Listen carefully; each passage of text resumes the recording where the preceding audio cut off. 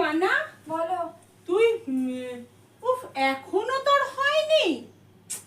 কি যে এত তোরা সাজিস আজকালকার মেয়েরা, কলেজে যাস না ফ্যাশন শোতে যাস রে? বুঝে পাই তুমি না। অত বুঝবে না, তোমার অত বোঝার দরকার নেই, ঠিক আছে? আমার বুঝে কাজও নেই তোদের এইসব ফ্যাশন শো।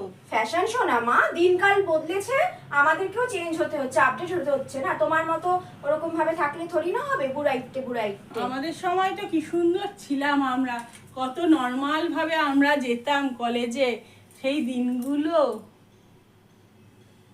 যেতাম কলেজে, সেই দিনগুলো। হ্যাঁ, মা টিফিন বক্সে রুটি তরকারি পাঠালো, বললো খেয়ে নিতে। আচ্ছা ঠিক আছে রে বোন, গরম আছে দেখিস। ঠিক আছে, মাকে বলে দিস আমি আসছি। হ্যাঁ ঠিক আছে মা, আসছি। ও মা।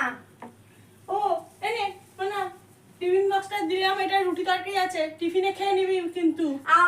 আই কান্ট, আমি রুটি তরকারি খাবো না মা, সামনে ক্যাফে আছে, সবাই হাসাহাসি করবে, এখনকার দিনে নাকি রুটি তরকারি? সিরিয়াসলি পারো তুমি?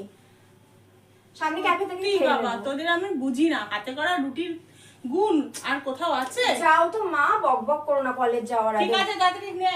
ব্যাগটা কই রাখলে?